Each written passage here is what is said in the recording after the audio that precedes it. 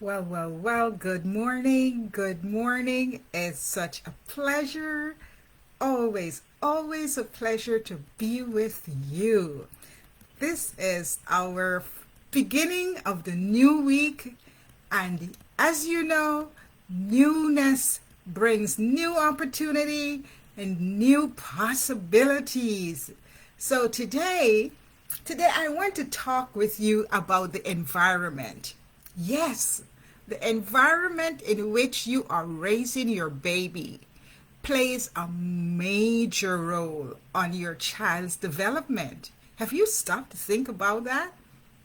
Yeah, we spend a lot of time, creating the nursery, making sure the colors are bright, and that's fantastic. That's the first step in creating a conducive environment that would help your baby grow and thrive.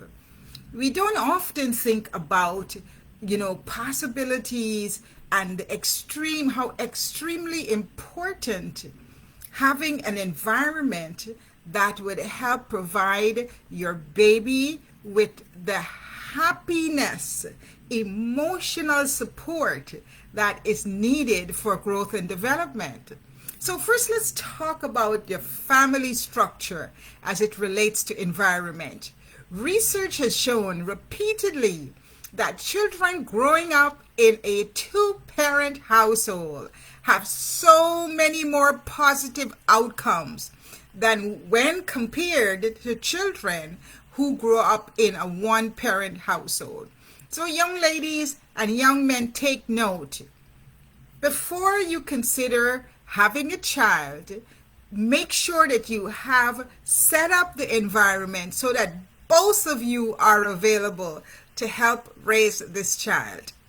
So a child from a two-parent household would end up having these risk factors decrease.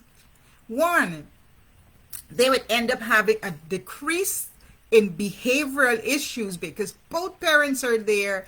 They are much more well grounded and feel have support. They have the support that they need to be able to handle behavioral issues. Two, parents or children who grow up in families where there are two parents end up decreasing the risk of having poor health. Three, they decrease the risk of having low self-esteem. Both parents are there, they are affirmed, they feel good about themselves. Four, these children decrease the risk of becoming substance abusers and becoming dependent on alcohol. Five, they decrease the risk. You parents providing a two-family household help to decrease the risk of having your child engaged in risky behavior. And six,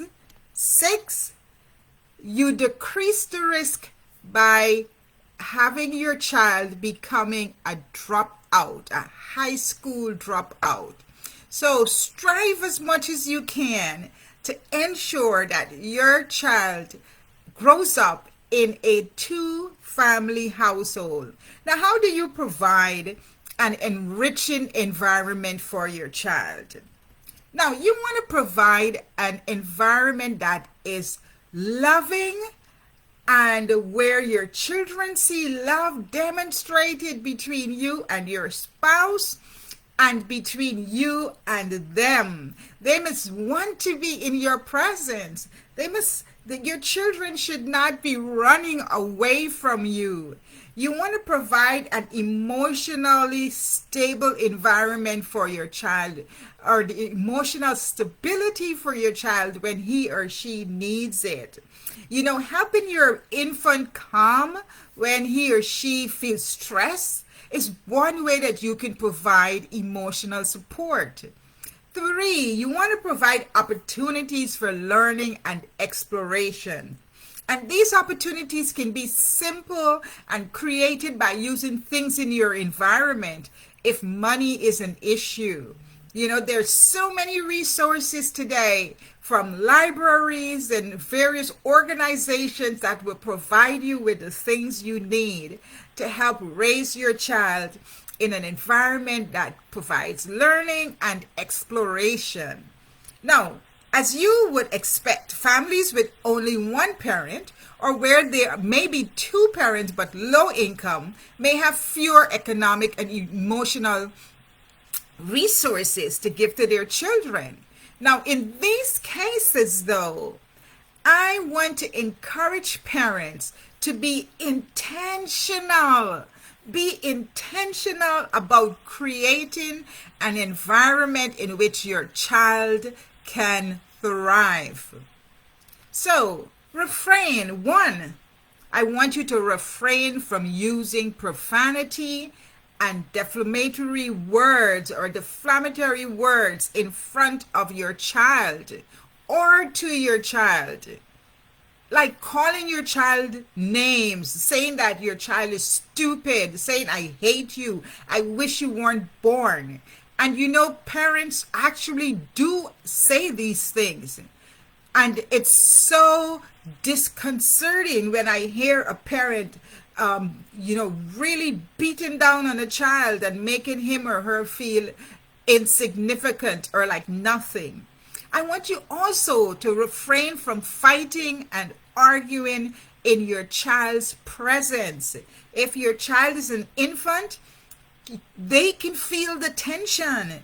They can feel the tension that is going on in the room and be affected by it. So make sure you are always creating this positive environment. Fill your home with joy and music and happiness so that your child will love being there. And then set aside time for you and your baby to bond. Set aside family time. Have a play date with your children. You know, a half an hour play date or an hour play date to set up the train set, or to just sit and read with your baby or your children, or even to watch an educational show together. Remember this, that you are creating the next generation of adults, and you only have 18 years to do that. So give it your best shot and get help.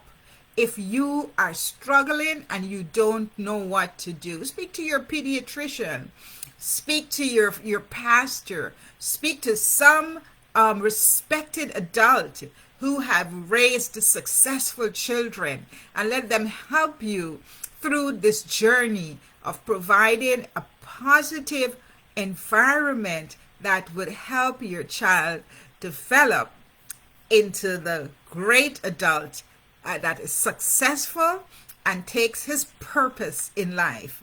Remember, this is our new week and we are starting our contest, our baby contest, where you are going to send me pictures of your baby and the developmental stage that your baby is in. We are going to display those pictures, one picture at a time.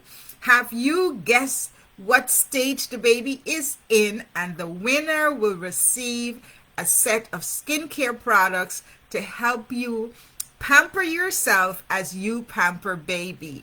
This is Dr. Yonette. Thank you for joining me this morning, and happy 4th weekend.